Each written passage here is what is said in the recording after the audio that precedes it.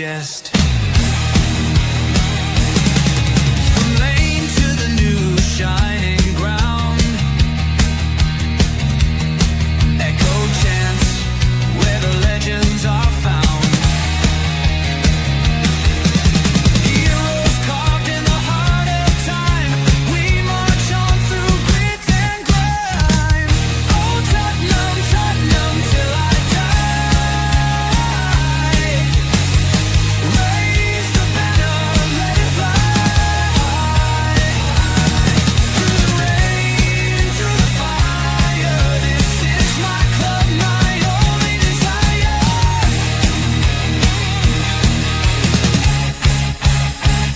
Oh Tottenham, Tottenham till I die.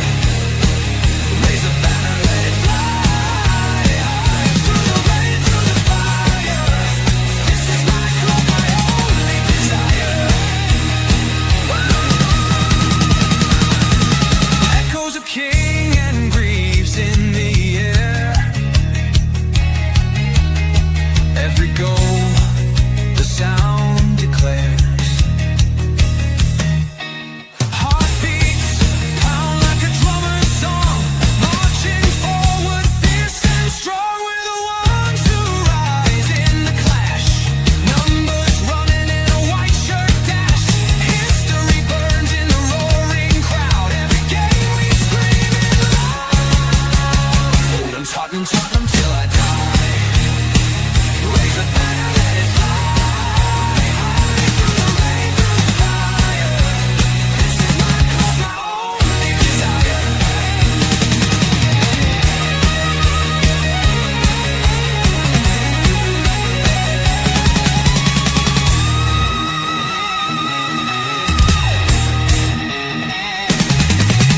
We're the ones who rise in the clash. Numbers running in a white shirt dash. History burns in the roaring crowd. Every game we scream it loud. Oh Tottenham, Tottenham till I die. Raise the banner, let it fly. Through the rain, through the fire, this is my club, my only desire.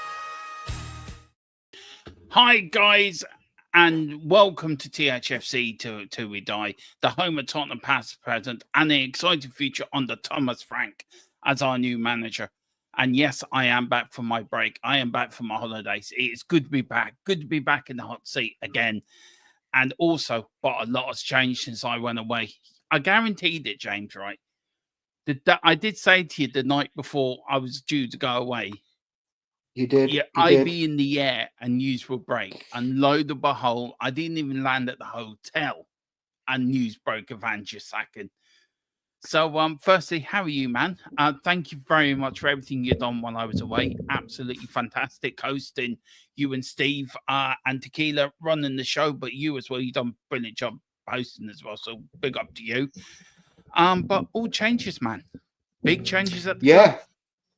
Yeah. I honestly, you called it. I was like, please don't break in the middle of the night and I miss it, or please don't. Well, Dermo, let me have some time to get my head round doing something on my own. And then, lo and behold, the day that you've gone, the day that you're flying, boom, there's the news. Andrew's gone, and I'm like, ah. Yeah. But no, I enjoyed it. It's not the same without you, though. Of course. Me and Big Steve and Tequila all tried to fill your ample-sized boots. My boots I are think easy to fill. No, I think you give yourself a disservice and a discredit. Look, I enjoyed it. I enjoyed doing a few videos while you were away, and like I say, it just gives me a bit of practice and a little bit of time on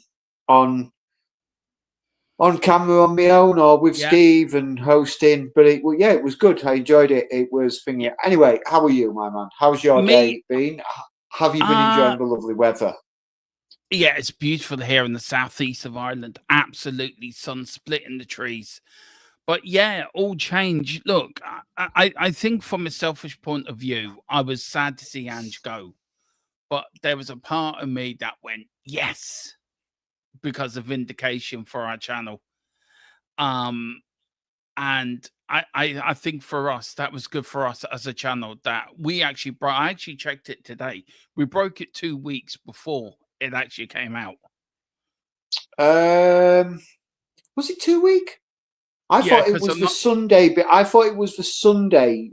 No, because you flew on the Friday, Yeah, and then on it the didn't break until Sunday, the following the following Friday. Friday.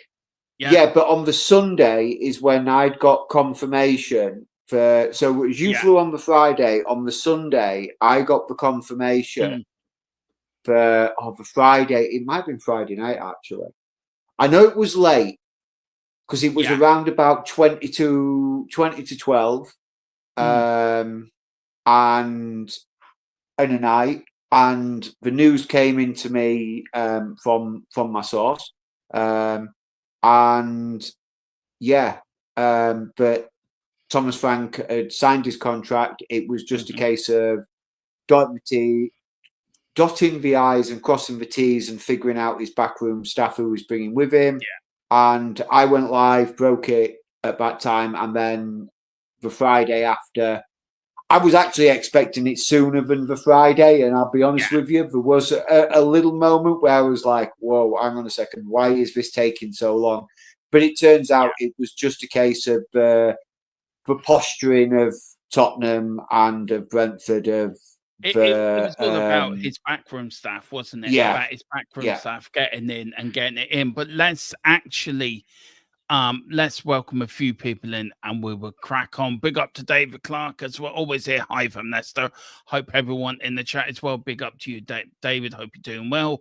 Big up to Greg Selnet as well. Cheering on Louise to make a few decent saves against Fulham Blues in the in the Club in World Cup. the look, I'm gonna have my view on that in a minute. Absolutely. I think it's the biggest waste of time ever, but there you go. It's just me talking. Big up to Wayne Bunner. Go on. I'm not doing it. I'm not doing it because I'm disappointed with Wayne Bonner, because not one of my shows that I did when you was on holiday did Wayne Bonner join me. So I'm not doing it, Wayne. I'm not. No, of course. Good evening, everyone. Hope you all well and enjoying the weather. I am Wayne. But I'm Yeah. disappointed that you didn't join my shows.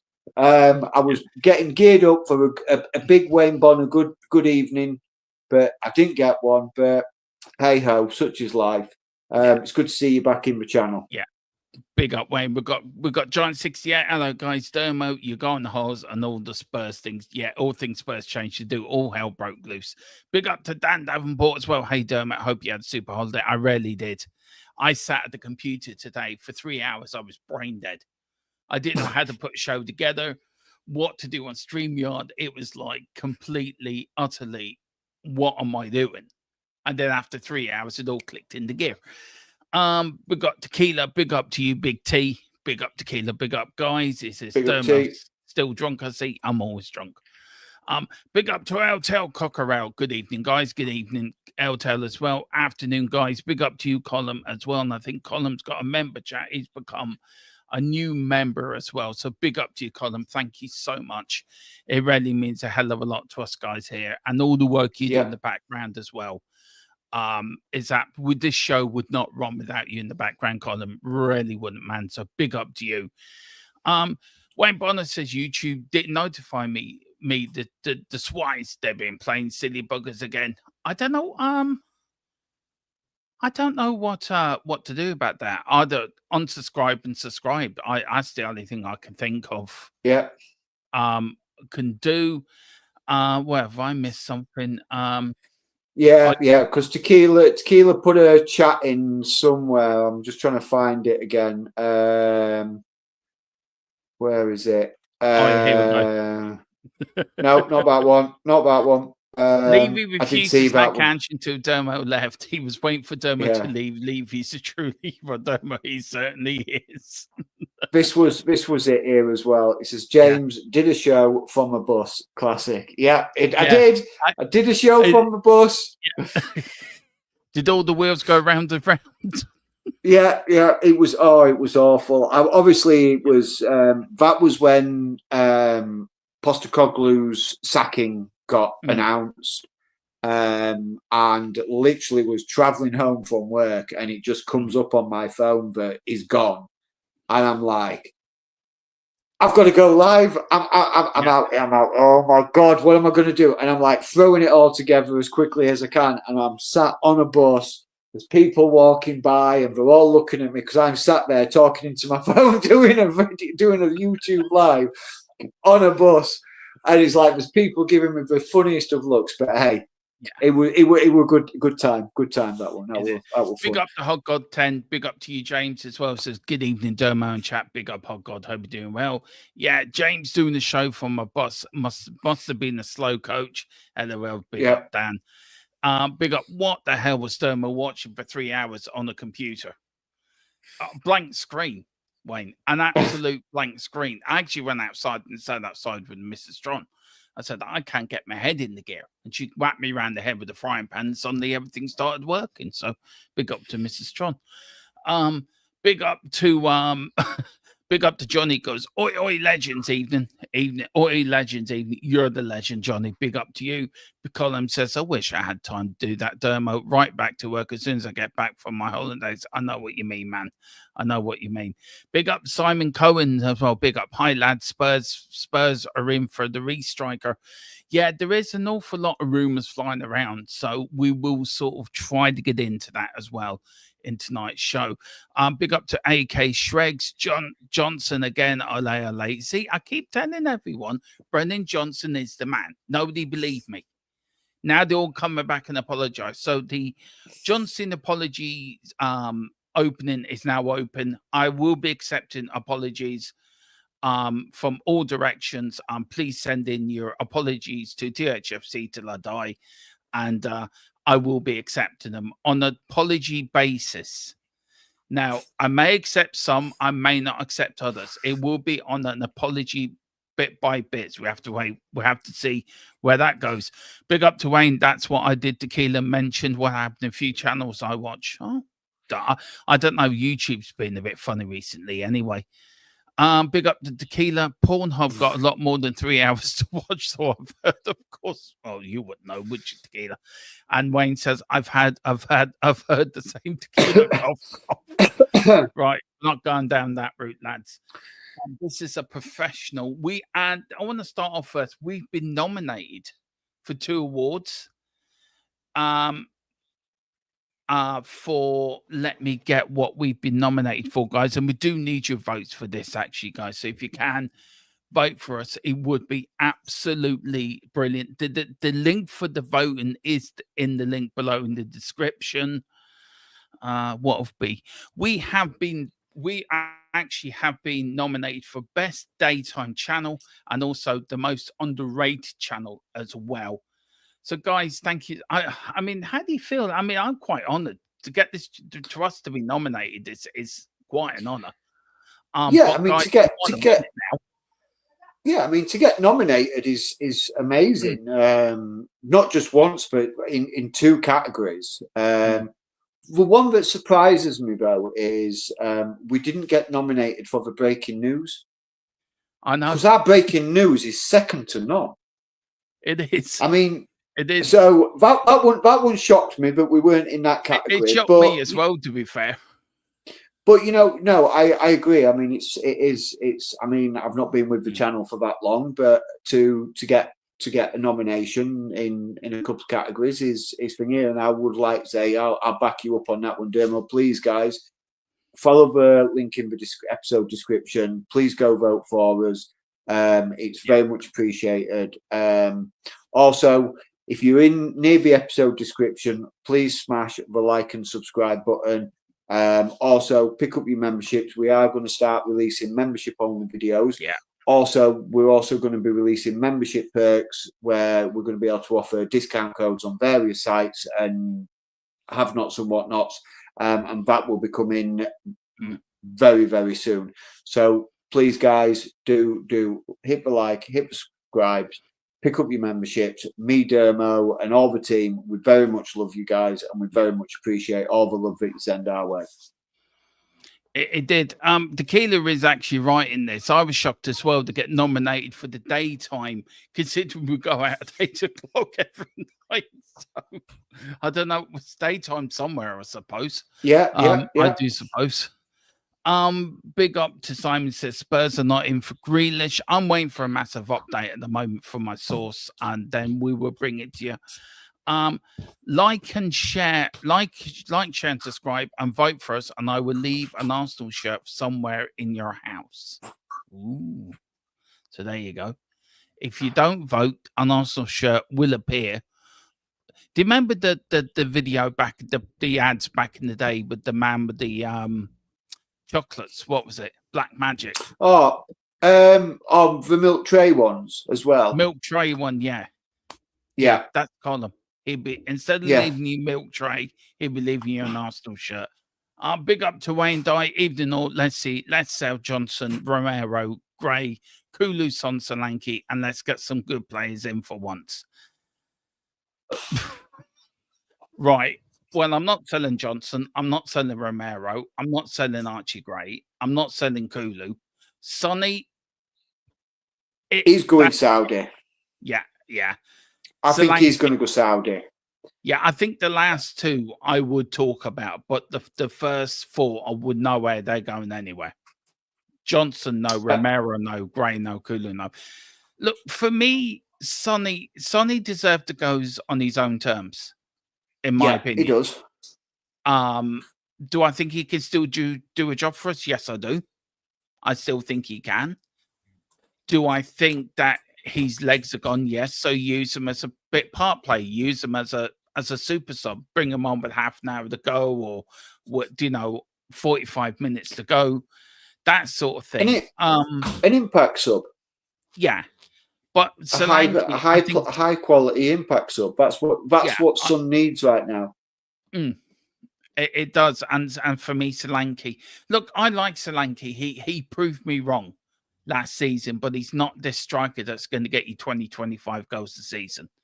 He's the one that sits behind the main striker and supplies him with the goals instead of him getting the goals. But he did score important goals in our Europa League win. But that's done and dusted now, James. And look, a lot has happened. So let's go through it. Let's take us out of there and put that there. Now, look, a lot's happened over the last week. On the 6th of June, Ange Postecoglou was removed of his duties and he did depart the club. On the 8th of June, Ben Davies had his contract extended. Also on the 8th of June, the manager of the women's side was also relieved of his duties as well. And then on the 12th of June, Thomas Frank was hired as head coach. Now, I want to start very quickly on Ange. Look, my view on this, there was a lot of talk about Ange staying. He's won the Europa League. He deserves another season. I understood all that, but you got to look at the league season. The league season was a disaster.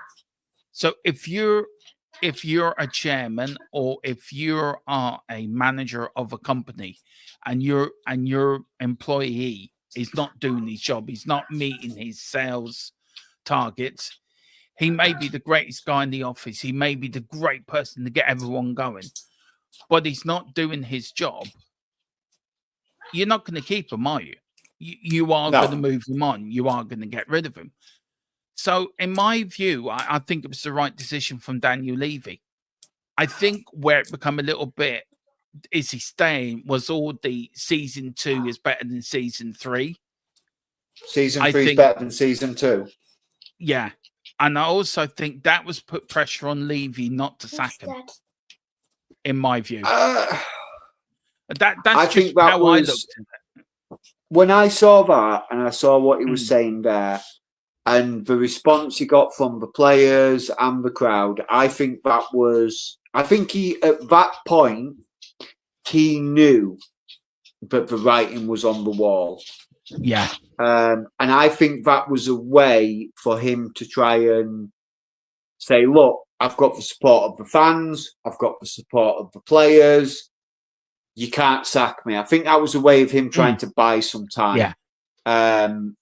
Personally. Yeah, I do. I mean, after the post Europa League sort of celebrations, the family's dinner after the Europa League, he did a speech there as well to the family's dinner, Yeah. and I watched that, and I said it. I did say it in another video, and I watched it very closely, and I listened to his speech that he gave and everything like that. And to me, and the more I watched it, the more it sounded like he was saying goodbye.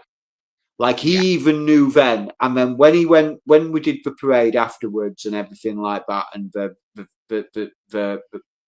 victory parade with the Europa League, I think it was basically he realised what that speech at that dinner sounded like. Because if it sounded like he was saying goodbye to me, there's going to be people close to him and say, that might have sounded like you were saying goodbye. Yeah.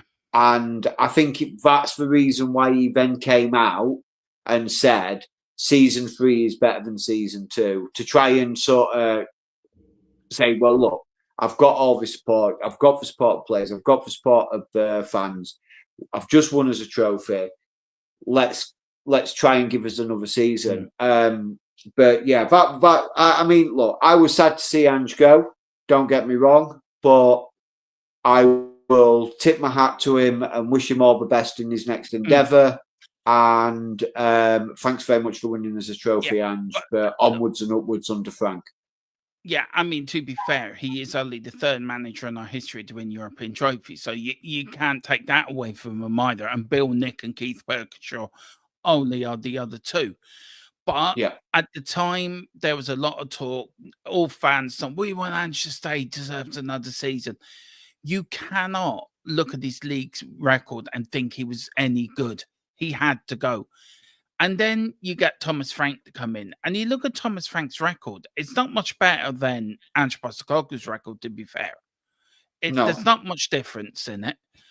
But I did say before we went for Ange that I said it there 2 years ago that I would like Thomas Frank to come in and manage Tottenham. I think he'd do a job for us.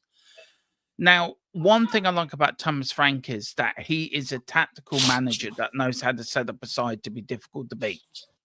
Yeah. Now, I know me and James are doing the show tomorrow, and it's going to be based on his tactics, because I know that's right up James's alley. So it will be sort of a Frank tactics show tomorrow night, how Spurs will set up, how we think Spurs will play. And we're sort of going to look at how is he going to use the players within the system, because Ange's system was very much gung-ho, where Frank's system is very much, it's little triangles. So you look the left side of the defense is centre back, left side of midfield. And then on the right side, it's little triangles. And then you got your left back, you've got your fullbacks running up and down the wings, trying to make room for the wingers to exploit their spaces to get in. So I think structurally, tactically, we're going to be a lot more difficult to play against next season. Does he have to hit the ground running? Yes, he does, because the fans are not going to give him much leeway.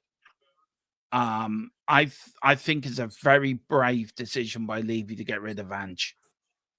But I think it was the right decision to get rid of Ange Postecoglou. I really do. And I'm sorry to say that, but I think if you have to look at these things logically, it was the right decision to make. So, look, do you think, do you agree with me that Thomas Frank does bring tactically a more tactical manager into the chair, or do you feel that he brings something else that Ange hasn't got? Because I think he does. I think he does bring a few people in, a few things to the job. I think Thomas Frank is a different type of manager. Right. Can And I just say, sorry, James, this is the fella that came in and said we were fake news. Now, I'm not going to have a go at him because he's come back in and he said what he said. So fair is fair. fair play to him. Fair I'll play tip to me him. out. Yeah. Fair play. Takes a big man to admit when you're wrong. Yeah, it does. That's all I'm going to say. So, yeah, do you know, he was very, you were rude within reason, but no, you've come back in. So no, fair play to him. So I just wanted to say that. Sorry, James, I didn't mean to. No, you're grand. You're grand. You're Yeah, grand. go on. So yeah, I mean, how Thomas Frank's going to set Spurs up, like I say, it's a difficult one to answer. There are places in the team that need strengthening, clearly, and there are places in the team that I would like to see strengthened, even if some people might not agree that they need strengthening or need adequate depth. I mean, I'm not going to sit here and belittle him, Thomas Frank. He will have my 100% support, like any manager that we get. I think he's a very safe appointment from the board. There are a few things that concern me about his appointment, but which I've discussed on the channel.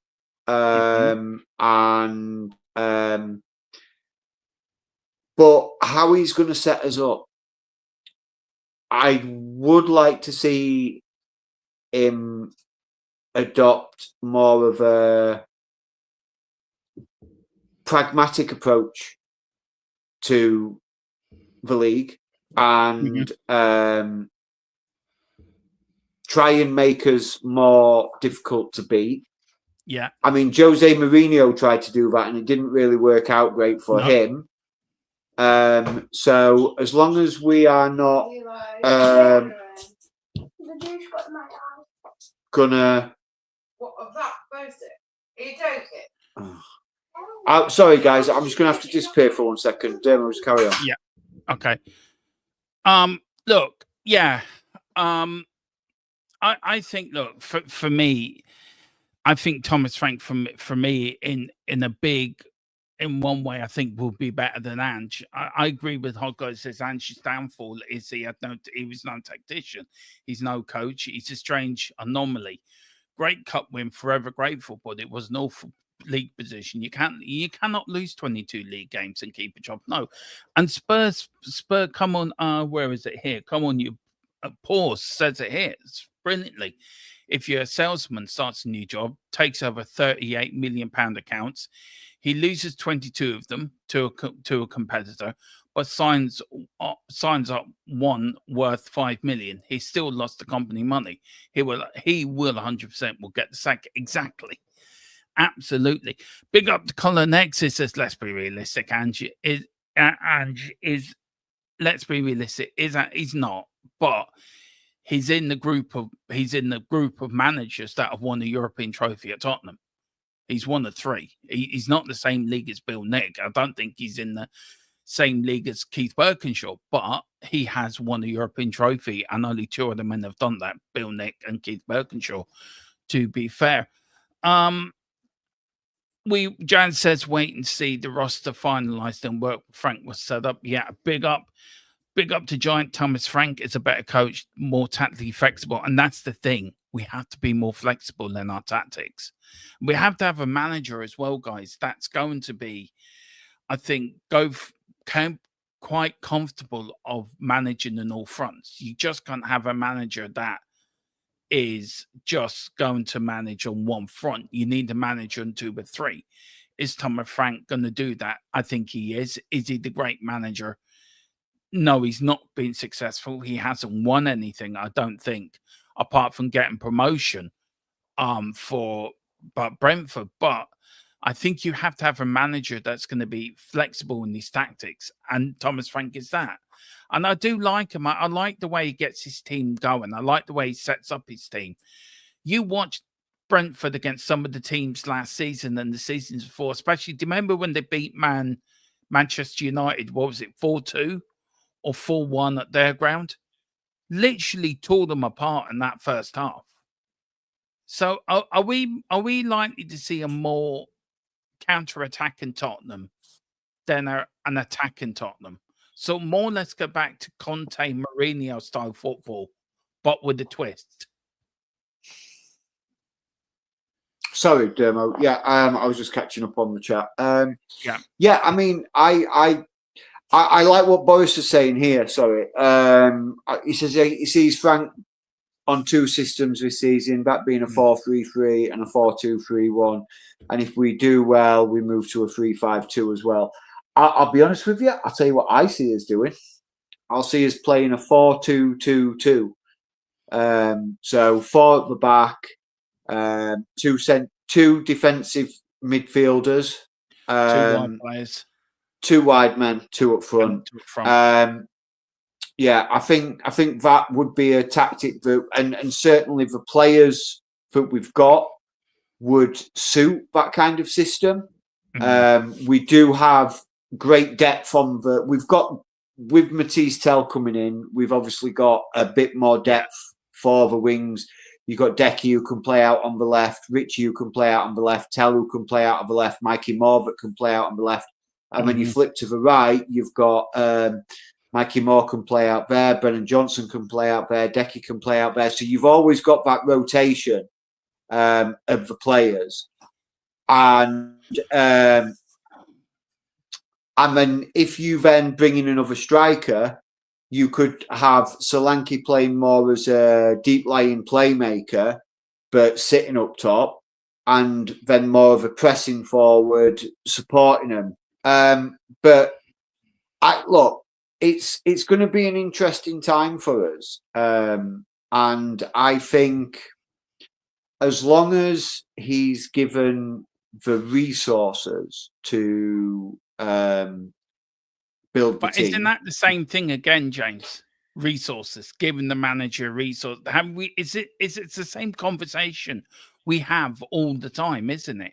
Give the manager resources, give the manager, and the manager, Ange wasn't backed in the last 2 transfer windows. We got to be fair on that. Jose Mourinho wasn't backed. Look, you don't sell Harry Kane, no disrespect, and buy Solanke. Yeah, I know Harry Kane is a once in a lifetime generational striker, but you try to replace like for like if you can.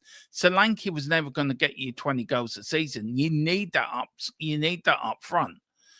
You don't go and say on the Mourinho wanted Kim May from Bayern Munich. Yeah. And we go and get Joe Rodon. Yeah. So how's that backing the manager? It's not giving him. That's like saying I need a screwdriver and then handing a workman a hammer. Yeah, exactly. You've got to, and this is why I'm hoping with Paratici very close to starting his picking up his role within the club. They work closely with Thomas Frank. Yes, Paratici's scouting network is second to none in my opinion. I think he's got a really good scouting network and very data driven and good at finding these hidden gems. But it's okay signing hidden young talent. That's fine. I've got no problem with signing that. But you can't expect to sign 3 or 4 youngsters, throw them into a Premier League club and expect that Premier League club to be a success with everybody in your team. Yeah, we got lucky, didn't we, with Bergville and Archie Gray, to be fair. Because they sort of settled in quite quickly and adapted very quickly into a situation that it was unusual in itself that how many injuries we got and how much game time they did get. It was one of I those think seasons, wasn't it? I think it benefited Lucas Bergvall more than Archie Gray, because it's like me and Steve said in one of our videos. Is I think Archie Gray's problem is he needs to pick a position. Is he going to be a central defensive midfielder? Is he going to be a centre back? Is he going to be a right back? Pick a position and develop the skills for that position.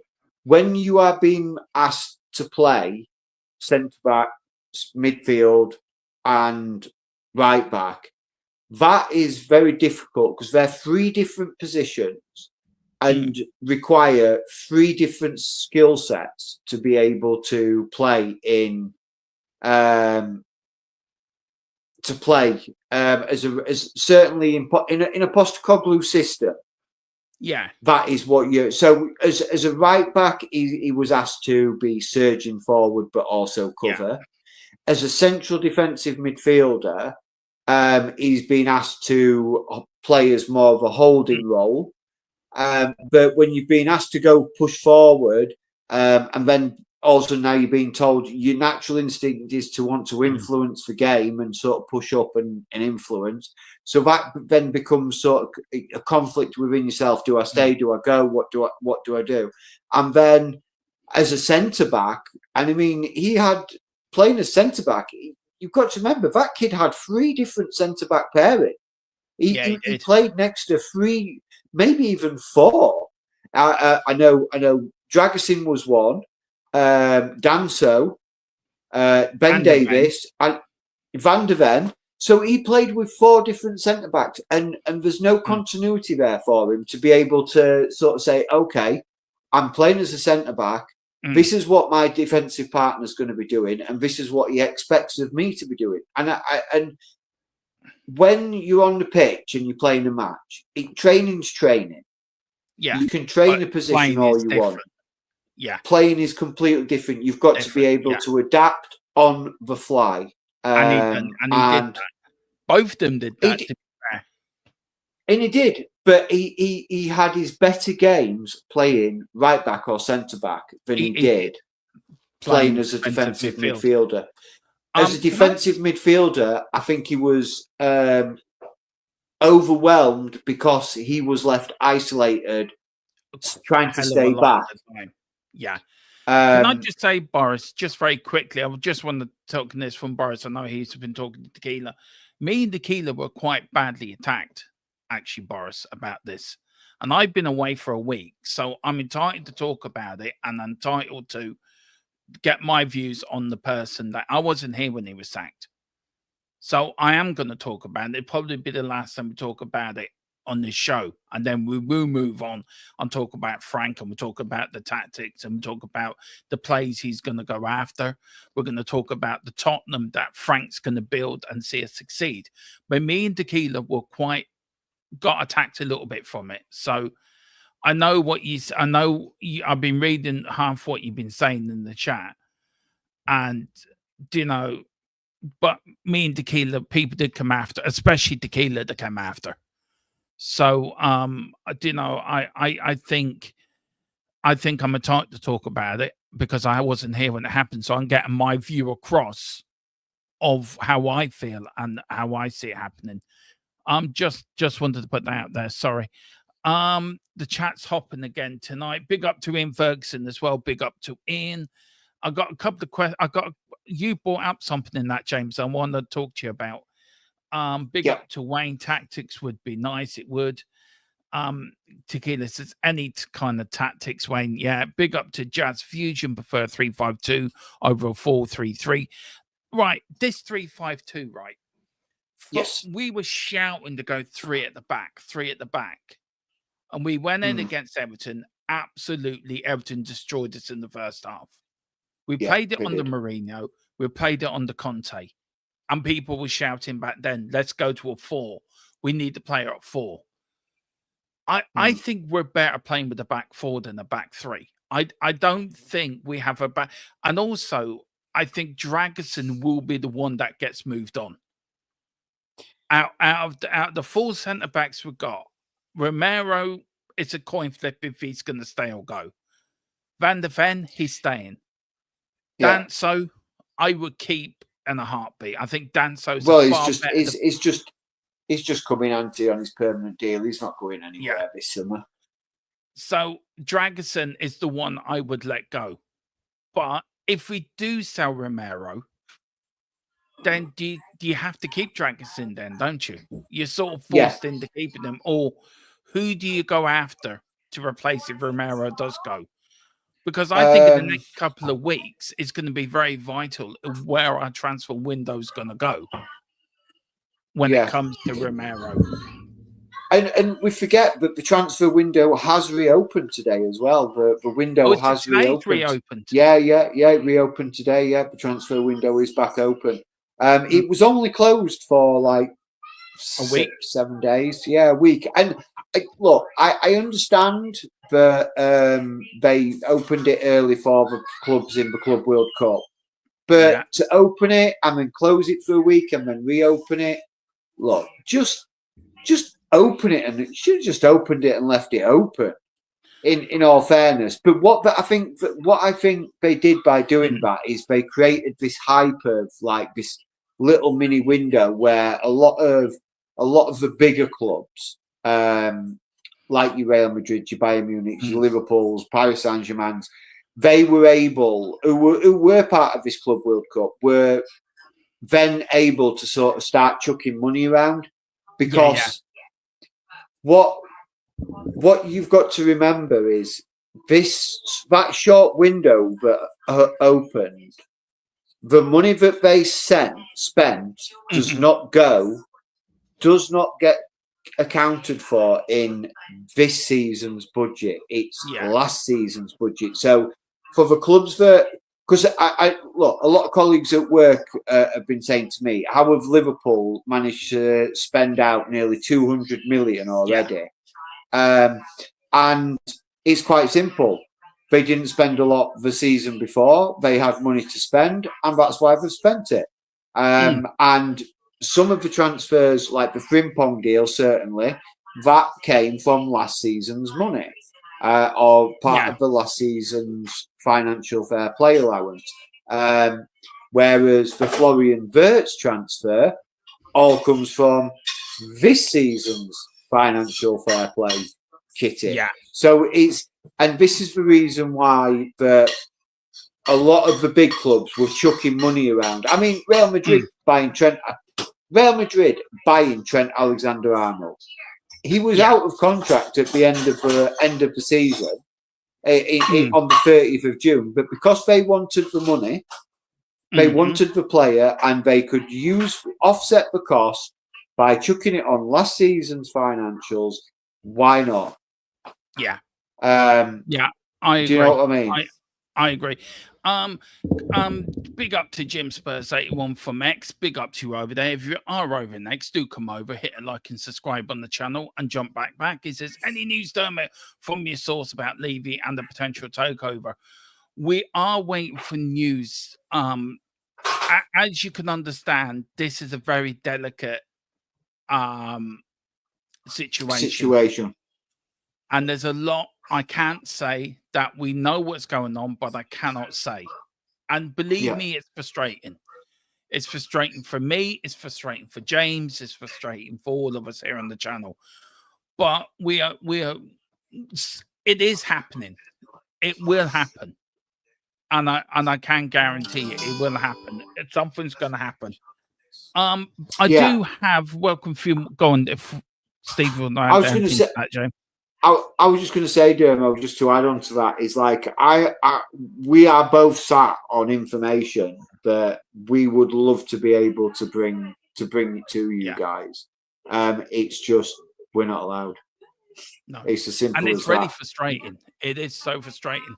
Big up to Niall. Big up, Niall. Hope you're doing all well. He says, great show, boys. Really looking forward to the season. It's fantastic. Yeah, I'm actually really happy with the appointment. Big up to Boris. Says, I'm not on about you, Domo. I'm on about people just constantly talking about it. As I said before, he did a better job. He will still be here. Exactly. Tequila says, need more centre backs if we're going to play three at the back. I say, we're not going to play three at the back, Tequila. I don't want three at the back. Big up to Anthony Lynch. He says, greetings from West Cork. Brainwave from me, Romero goes. That's not a bad shout, actually. Yeah, big up Jared Branthwaite's a good show. Yeah, if it's Saudis, it'll be all over Sky Sports News, so it's not Saudis. And then Anthony says, I would let Davis go, sign a left centre back, 6, like Gomez from Wolves, Braithwaite, Romero, and Eze. We have to say, well, we have got some transfer news coming in, and we have got some in from our source. This is the first one. That is wrong. That should not have happened. So let me take that off there. So I go away for a week and then I lose all control. Tottenham Hotspur have held talks over a deal for Copenhagen striker Rooney Banjard. Now, No, Rooney Bargy. Now, I've watched this little. He is a decent striker. He is decent. I think he's a good striker, but again, it's another Matisse Tell sort of scenario. Is you're bringing in a young 19-year-old player. He's very versatile. I'll give him that because he can play. He can play across the front three, or front four if you want to incorporate the number 10 into that position. I don't see him as an out-and-out striker. I would see him more as an inside forward. You see, we've already got that with Solanke. We've got that inside forward with Solanke already. So we need to go for an out-and-out striker. I would say Johnson's more of an inside forward and Decky is more of an inside forward than Solanke. Solanke's more of a deep line playmaker for me, or a deep line striker. Do you think he's more of a number 10? Could Solanke do a number 10 role? Yeah, I think he'd be brilliant at number 10. So because he knows where the goal is, and as it harps me back to my very brief youth career in football. Of used to play up front all the time. And then one season, my manager says to me, "I'm playing you in goal," and I'm like, "I'm not a goalkeeper, coach. I'm not." He's like, "But you're playing in goal." And after half the season, he took me out of the goal and he put me back up front. And he says, "The reason why I did that is because now you know where you would be as a goalkeeper." So I think Dominic Solanke would be an excellent number 10 because he knows where the goalkeeper's going to be as a striker. And I think if he has somebody in front of him, then he's going to know what kind of movement to make to open up the space for a strike partner, because he's going to know where he would want to be as if he was up front, and what space is going to be available for him to then, once he's played that ball, to get himself into the other position and to basically put the ball in the back of the net. Look, the only thing that lets him down as a number 10 is his pace. Yeah. Look, I think we have to go for an out-and-out striker. I'm sorry. We have to. Look, Dominic Solanke, as good as he is, isn't your out-and-out striker. I don't care what anyone says. We need somebody who's up there who's going to bang you in 20-odd goals a season. You look at Harry Kane. How many times did he get 20, 30 goals? How does that turn over into points? That gives you draws or wins from defeats, or a draw from defeats, or a win from a draw, and that gets you Champions League football. So you look at how many points Harry Kane has gathered, and that's what we need. We haven't got that. I think if we had that under Ange's first season as manager, I think we would have got top 4 that season. And I think also last season as well, I think the amount of chances we did create, we created a hell of a lot of chances. We just had nobody to stick them away. And it says a lot that Brendan Johnson is your top goal scorer. It really does. And so we do need to go out and get that striker. But will Tottenham go out and get that player? Will Paratici go out and bring in that striker we need to help Frank's system? And I've got no confidence in. I know Scott Munn's left, who is leaving. Yeah, but I've got no confidence in Mang. So the Johan Lang's situation is, I know we broke quite a while back in April, but both of the might have even been late March, but early April, but both Johan Lang and Scott Munn were going to be basically let go from the club, and this was due to the takeover because the new owners didn't want them there. Yeah. Or potential new owners. So with regards to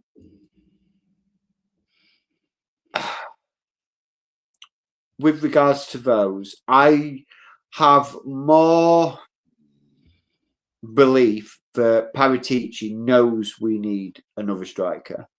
Richie is not another striker for us. He's more of a left winger, inside forward. I think Richie's going to Saudi as well, if I'm honest. I think Richie will go either, to Saudi. Either Saudi or Everton. Yeah. But Saudi or we'll go back to Everton. I think Everton have opened talks with Richarlison's represented people. So trying to... Can I see him going back to Everton? Do you know what? I can see him going back to Everton more than Saudi. I think he'll go back to Everton because he says he wants to stay in the Premier League. His words, not mine. He wants to stay in the Premier League. So if he's not going to get any assurances of game time under Thomas Frank, he'll go to Everton, probably sign a 4-year deal, and then 2-3 years into that deal, the Saudis will come again. At that point, he's going to be like 31. And then he's gone. He'll go to Saudi then because he'll have had his thingy. One interesting comment. I just want to get through this. I want to get through all these transfer bits and pieces. Also, Manchester United remain confident in finalising the deal for Brian Momembo, despite interest from Tottenham Hotspur. Momembo has told confidence he only wants to join United, but it's a well-placed source. So just let me get the rest of it. Sorry, because it timed out a little bit. A well-placed source says that he has not deterred Spurs. I think he will end up at United, but I think Thomas Frank may persuade him otherwise. I think Thomas Frank could persuade him, look, come and join me at Tottenham. Because he did give him his break in the Premier League. So, he did. You know, so as much as he's a United fan, he's gonna look at it. Am I gonna go to a place where it's a new manager? Maybe Amarin gets the sack after 6 months. Next season, I think Amarin's got less than that. I think Amarin's got 10 games. And then there's a new manager coming in. He may not fancy me. Or do I go to a manager where I know I'm going to be picked?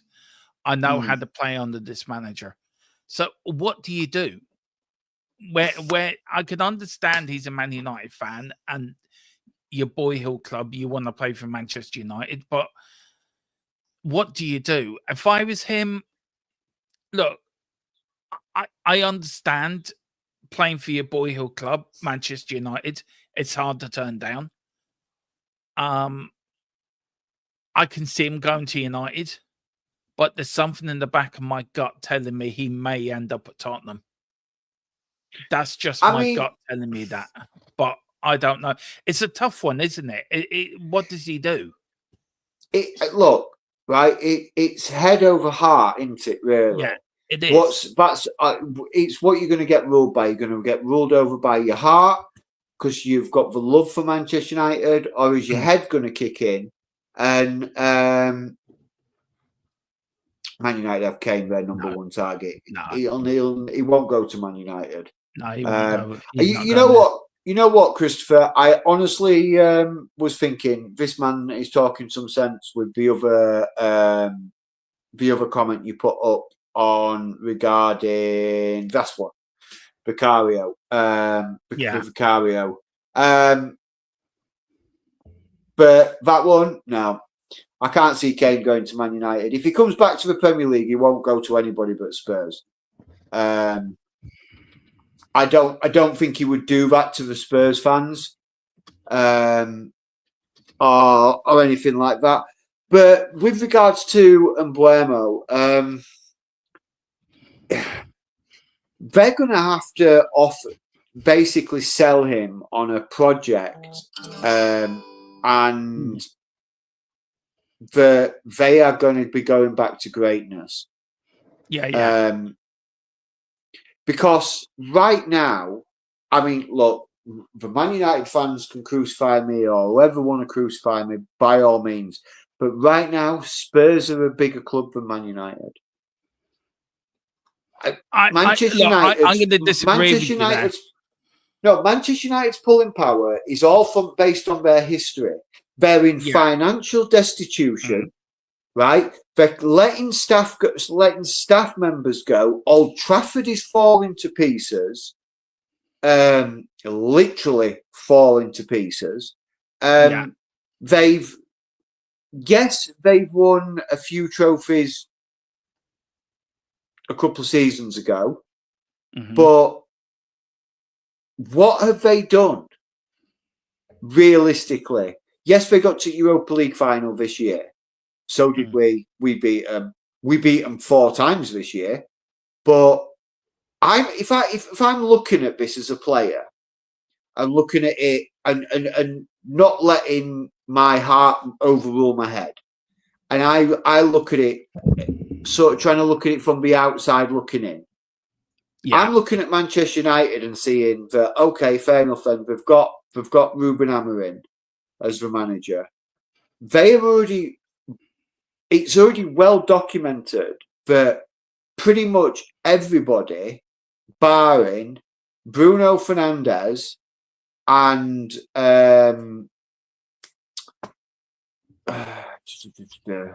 Harry Maguire, anybody else in that team is for sale. Yeah.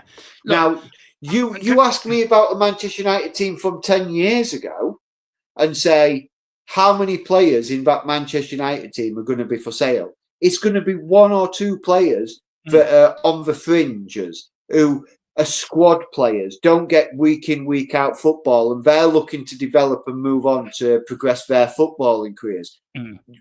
No way, as I cannot remember a time as being a football fan, have I ever known a club to say, any player that you want from this club is for sale. And that is purely down to their financials as well, because they are skint.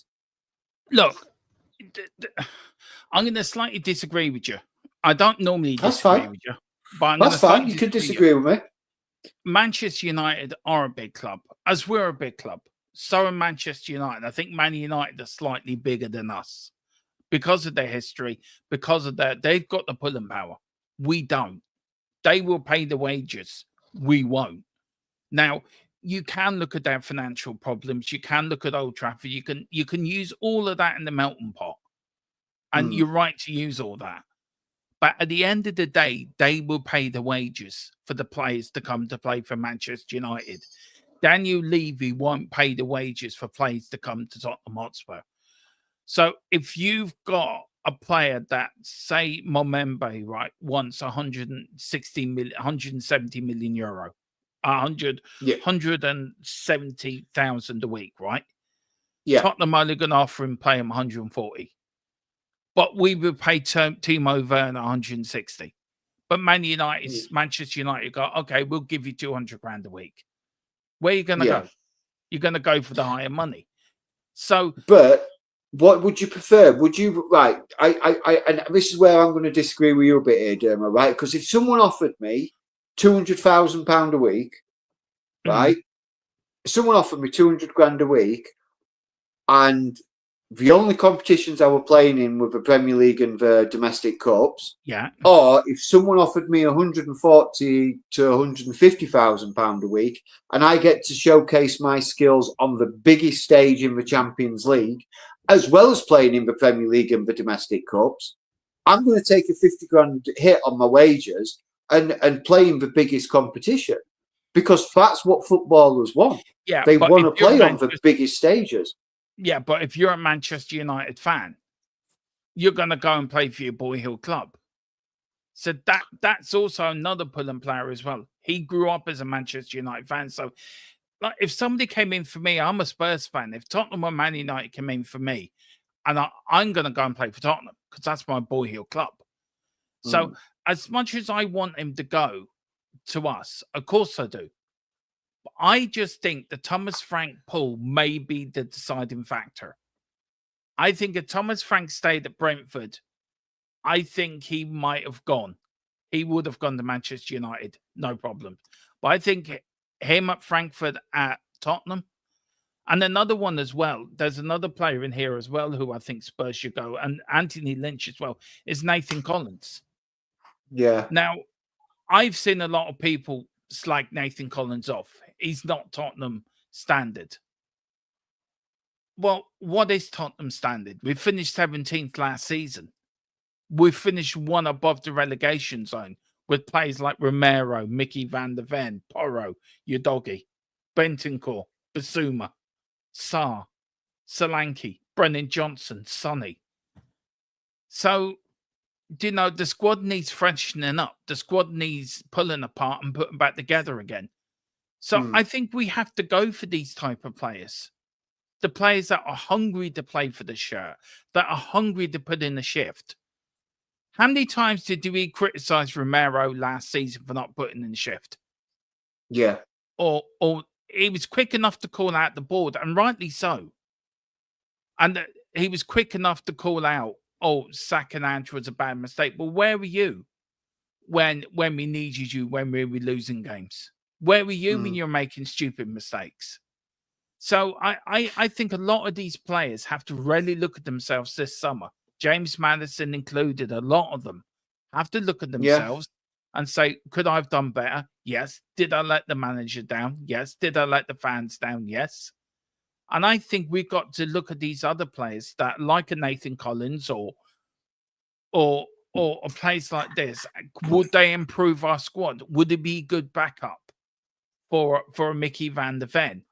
Would it be a good backup for other players? Yeah, is he a better player than Dragosin? I think he is a better player than Rudu Dragosin, personally, in my opinion.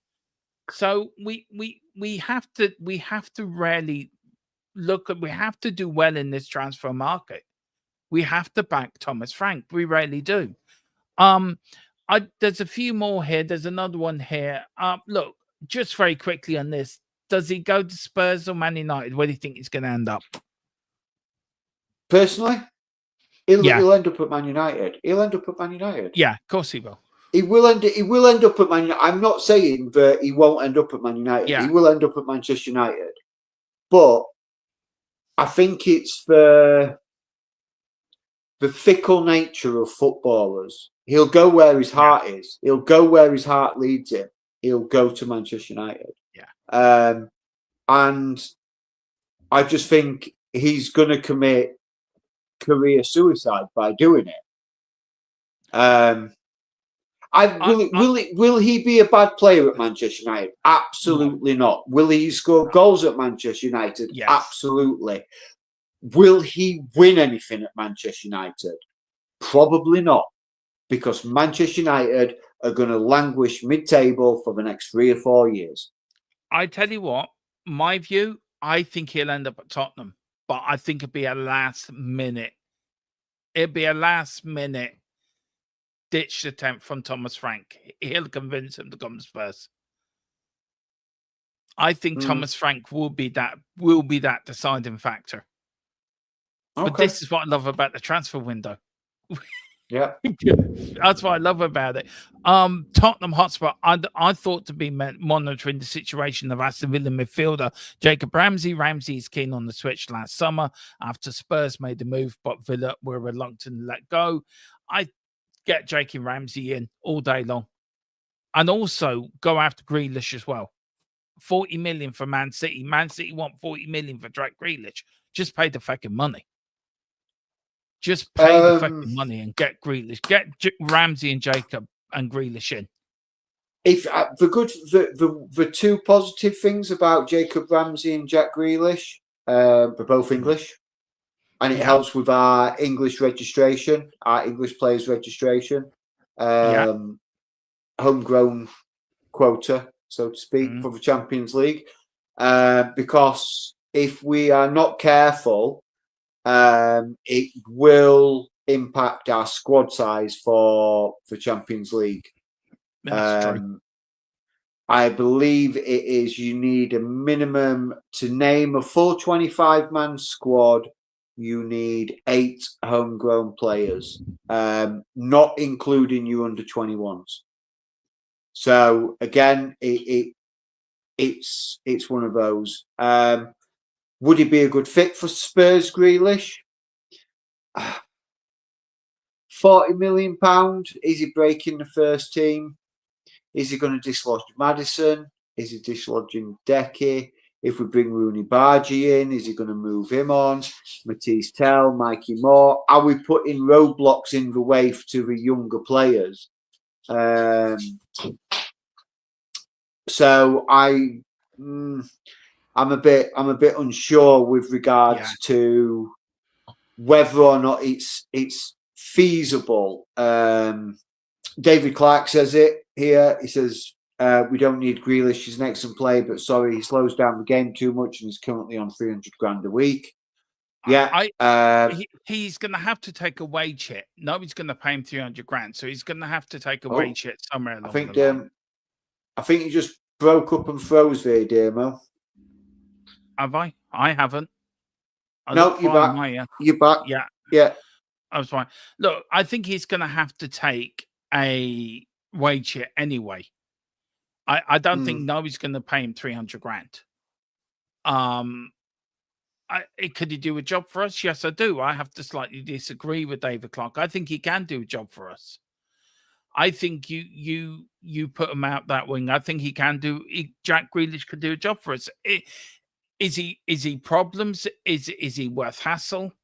Maybe you need that sort of player in the dressing room to maybe mix things up a little bit. Maybe you're a bit too safe, and you need a player or two in there just to mix things up a little bit. And maybe you need a joker in the pack. And I think that's what you get from Grealish. You get that joker in the pack type player. Yeah. And I do think that. Also, the last bit here is another one which is quite an interesting one, which is sort of developing.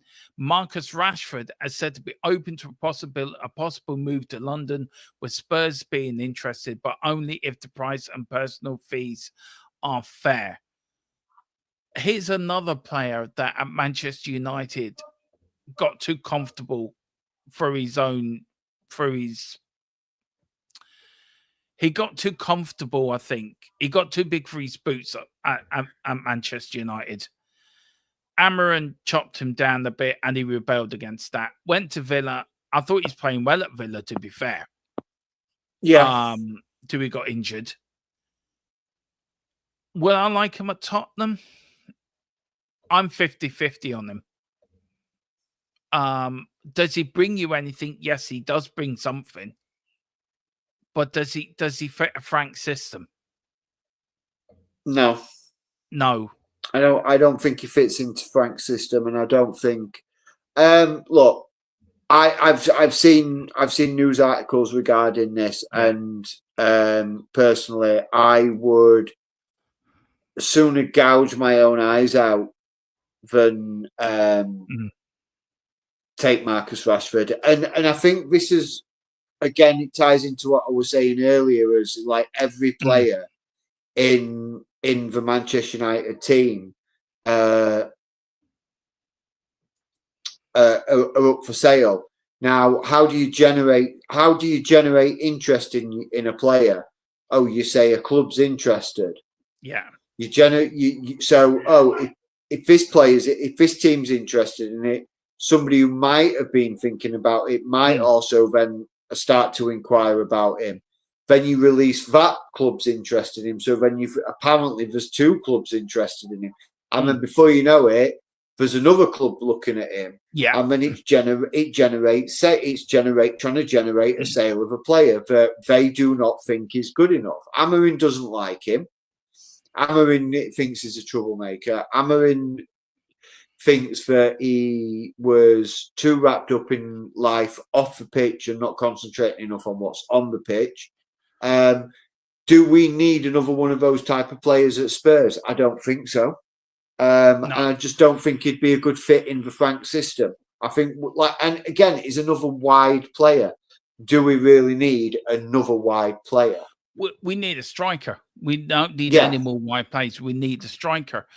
Look, Matthias Tell has signed on a permanent deal, 30 million for a reported fee around 30 million euro, which I think is about right, to be fair.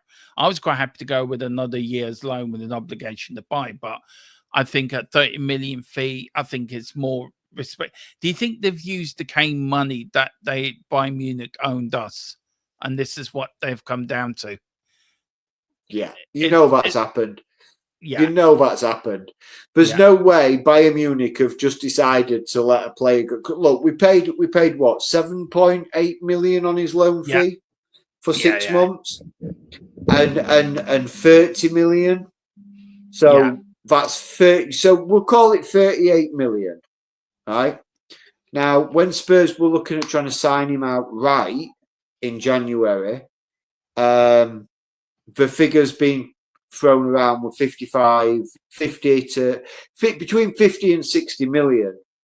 Why is all of a sudden Bayern Munich lowered that cost by 30 million? Oh, hang on. Because they owe us 30 million for Kane. Now, they also asked the question, he is a club signing. He's not a Frank signing. He's a club signing. Yeah. Definite. So that's a definite. So he's signed on a permanent deal, on a deal that runs until 2031. Also, another Manchester United player, Grincho, 70 million price tag, is unlikely to be so cheaply. Several Premier League clubs are also interested. However, Garnacho, I will get his name right, especially if he even does join Spurs, prefers to stay in the league. I know he's a wide player, but I think he's an upgrade. And I love Brendan Johnson and Sonny, but I think he's an upgrade in either one of them. I do think he is an upgrade. He's an upgrade, but again, it ties into what I just said. Yeah. Read what it says. Several Premier League clubs are also interested. Yeah. It's all about maximising them sell-on values. So it's all about Manchester United need the money as well. So they're going to want to desperate for it. Look, does it rarely go with Champions League that Champions League saved our summer in a way? Look, we know we owe out 330 million on transfer fees. We owe that out. We know investments coming in. We know that it's happening sooner rather than later, but we know it's happening. But the Champions League was so important for both clubs in that final, wasn't it? It wasn't just about winning the trophy. For us, it was a 200 million. It was a 200 million pound final. That final. It was, it was. That final was worth 200 million pound for the winner, right? With the Europa League prize fund and the money that you get for Champions League. I just want to rate this transfer fee out of 10. Matthias Tell, I'm going to give that a 6 out of 10 signing. You see, I look,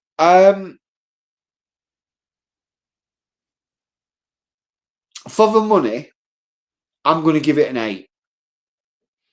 I can understand because that. you give right. We Are Spurs TV says something here. I'm going to disagree with him a little bit here.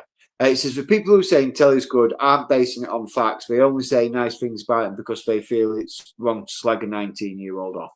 No, I don't. I will slag him off if he's crap. I think Matisse Tell is another one of those players, very much like Arch Gray, Mikey Moore, Lucas Bergvall. He has bags of talent, and he has it in abundance. Clubs like Bayern Munich don't sign players for stupid money if they don't think they're going to be able to get a return on him. Because at the age that they signed him, they spent a lot of money in relation to his age. And they've made a tidy little profit on it. Yeah, because if they have used the Kane money, which is what I'm led to believe that they've used the Kane money, they signed him for somewhere in the region of 15 to 20 million, and we've just sold him for 60. They've made a 40 million pound profit on it. Yeah. So they don't. So are they washing their hands on him because he's no good, or are they seeing it as a way to make quick money to fund their own transfers? I think it's the last. I think it is. And one thing I like about Taylor as well, I love his attitude. You saw when he came on against Liverpool in his debut, he bollocked Sonny for something, didn't he? He came on and that's the captain, like. So big up to Tell. Look, this one, I would like it to happen. I can't see it happening, but I wouldn't mind them at Spurs. Look, preseason friendly, guys. I'm trying to keep these shows short and sweet to just over the hour if we can. We've kind of run over that, Dermo. Let's just go with it. We'll go with it. But look, these are the preseason friendlies. All of them will be live here on THFC till we die. We're going to follow the whole preseason. We start off away to Luton on the 26th of July, the North London Derby on the 31st of July as well. We've got Newcastle on the 3rd in Korea. The North London Derby is in Hong Kong on the 31st of July. We're at the Annalaz Arena for Bayern Munich, and then we've got the Super Cup on the 13th against PSG. So it's not a bad preseason for us. This is what I'm really excited about, because we are going to cover the under-21s as well, preseason tour as well. And James, from next season, we are doing under-21 watch-alongs on this channel as well. We're going to follow the under-21 season as well as the main team. So it's something we're really excited over. And I know nobody can read what's on there. I can't even read what's on there. I can read what's on there. Put it back on there. I can read it perfectly fine. Yeah. There you go. There we go. So our under-21s pre-season fixture list, we've got on Tuesday the 8th of July, we're playing away at Bromley. On the 19th of July, we're playing Boreham Wood, which is just out road from me. Leighton Orient on the 22nd of July, which is part of the JE3 Foundation Trophy. On the 26th of July, we're playing Woking, and the 5th of August, we're playing another one of our local teams, Enfield Town, and that's at the Queen Elizabeth II Stadium.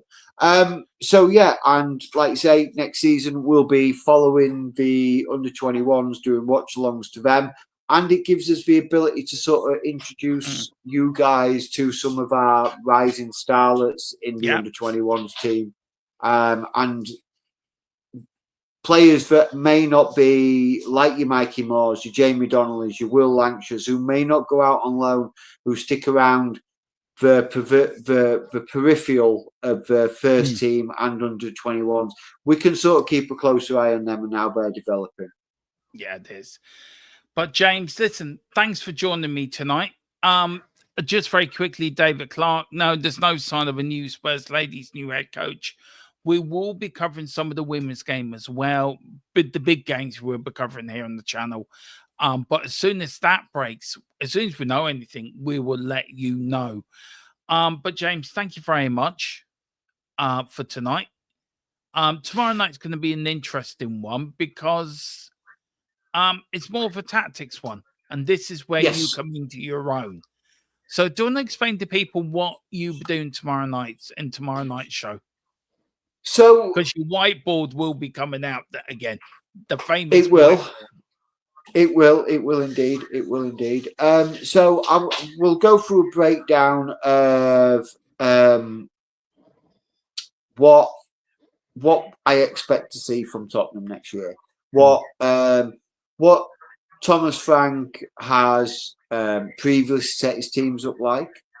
I mean, we've all seen Brentford play, but do a bit more of a deep dive on sort of player roles, how they actually set themselves up. Also, we'll look at how Thomas Frank could incorporate the players into his team at Tottenham. No, I haven't. What's the point? It's just tied up. Look, it's still all here. It's just tied up. So yeah, it's going to be a bit more of a technical show, I would say, and sort of, like I say, see how my vision of what Thomas Frank Spurs and what Thomas Frank's vision of Spurs compare when we line up in the pre-season friendlies or in the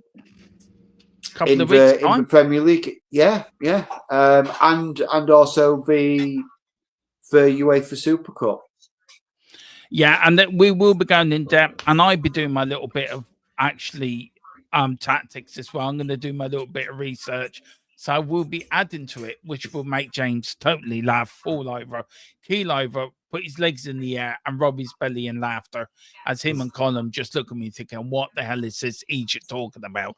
Because both of them are more tactically minded than I am. But that is it, guys. That is the first show of the Transfer Window, the first proper show of the summer. I'm back. And you've got me now to the first international break in October. Everyone's thinking that God help us. God help us. But on that bombshell, but James, where can people find you, sir, apart from, of course, being on here? Oh, obviously I'm on here, but if you want to follow me, I am on THFC James on X. You can follow along on there. Send me questions, send me messages. I do keep posting about the stuff that I'm hearing from Spurs and also from other transfer sources. But there, I do just chuck out a couple of reposts. But yeah, by all means, find me on X at THFC James. Guys, if you do want to watch your watch-alongs, there will be some stuff. We will be doing some watch-alongs, me and James, during the summer over on the Full-Time Sports Network. I forget the new name of it now. We will be doing some Irish League of Ireland watch-alongs in the summer, which will be interesting for James to get him interested in Irish football. And also, we will be doing a few non-Tottenham pre-season watch-alongs over there as we get to watch other teams prepare for the season. So that'd be interesting. But yes, we are your new home of under-21 football from next season. I know Dave and the Irish Hotspurs have been doing it for a few years. And I just thought, do you know what? I think we need to look after we need to look at our young kids. So I'm looking forward to doing the watch-alongs for them. It's going to be a bit of fun. And you guys as members come on and join us. And it's a way of you joining us for them watch-alongs as well. So maybe we can give you something out of that. But James, thank you very much for this evening. Thank you all for watching. Hit the like button. Hit the subscription button if you can as well. Hit that link below and vote for us. Let's win one of those two awards that we're in for. Let's get one of them at least. Well, come on, you Spurs and Big Frank we trust. Eyes on the prize, victory in sight with all might, with all might, with all might.